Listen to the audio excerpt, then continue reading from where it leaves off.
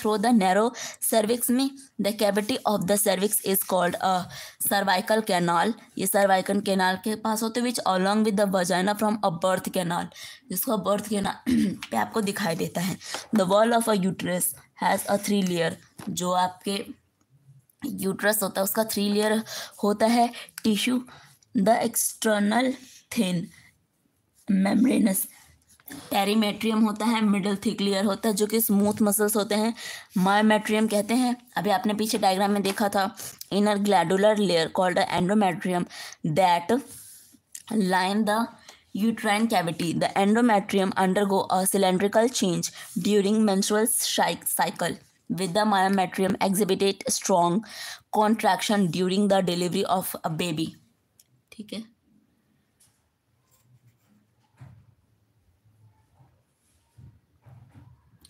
यहाँ पे एक बार और सेव करके देखो, लिखा है at least 5 minute. Okay okay okay, ठीक है।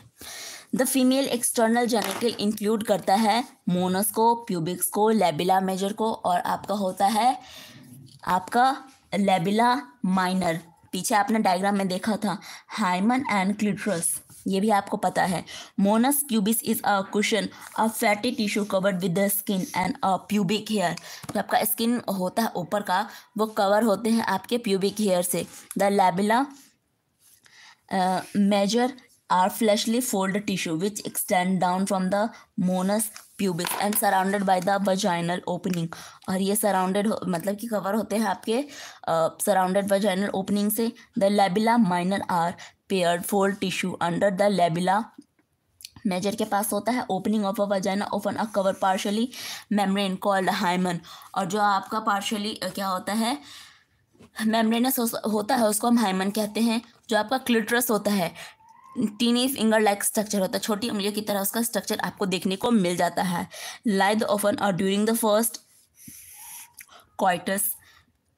यहाँ पे आपको छोटा सा एक क्वेश्चन पूछा गया है। It can be also a broken by a sudden fall और अ जॉइंट इंसेक्शन होता है। वजाइनल का अटेम्प्ट होता है एक्टिव। छोटा सा है, बेकार ही क्वेश्चन, इसमें से थोड़ी पूछा जाएगा आपको। देखो अब आप पढ़ोगे मेमोरी ग्लैंड के बारे में। ओके, तो ये जो आपका मेमोरी ग्लैंड होता है बेसिकली, यहाँ पे आपको फैट दिखाया गया जो पिंक कलर से है। मेमोरी लोब है जो आपको बहुत ही पीच कलर से दिखाया गया है। मेमोरी एल्वेलॉय है छोटे छोटे से जो आपको दिखाया गया है। मेमोरी डक्ट होता है, एम्प्यूला होता है,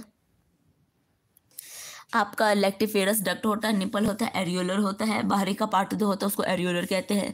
प्रोजेक्टाइल मेजर होता है, मसल्स होता है, म्यूकस होता है जो कि रिब्स के बीच में होता है। ये जो रेड वाला है ना वो रिब्स है, लेकिन इसके जो बीच का जो गैप है उसको हम क्या कहते हैं, तो हम कहते हैं मसल्स बिटवीन। बिटवीन मतलब बीच में। Okay,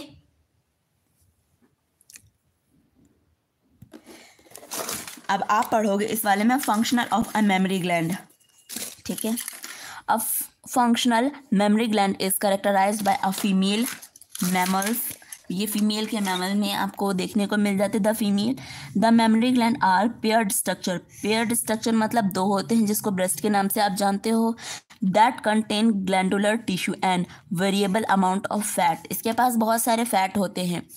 the glandular each breast is divided into 15 to 20 memory lobes। और ये कंटेन करता है 15 to 20 memory lobes को, containing cluster of the cell called alveoli। और इसी को आप jointly alveoli बोल देते हो। ठीक है, the cells of alveoli secrete करता है milk को which is stored the cavity lumen of a alveoli। the alveoli open into a memory tubules। और ये खुला हुआ होता है आपके memory tubules में। each lobe join the form of a memory duct। several memory duct join from the winder memory। जो आपका ampulla है which is connected to a lactiferous duct throughout which milk is sucked out। देखो आपके इस वाले diagram में क्या बताया गया है, सारे जो आपके मिल्क है स्टोर होते हैं एम्प्यूला में। फिर जो छोटे बेबी होते हैं जो दूध पीते हैं वो आपके निपल से जो एरियोलर के पास मिल्क स्टोर होता है एम्प्यूला में। ठीक है, सेवरी मेमोरी जॉइंट होता है विंडर में एम्प्यूला के पास, तो वहाँ पे कनेक्टेड होता है लैक्टिफेरस डक्ट। वहाँ से मिल्क क्या होता है सक्ड कर लेते हैं। समझ आ गया। अब आप पढ़ोगे गैमीटोजेनेसिस।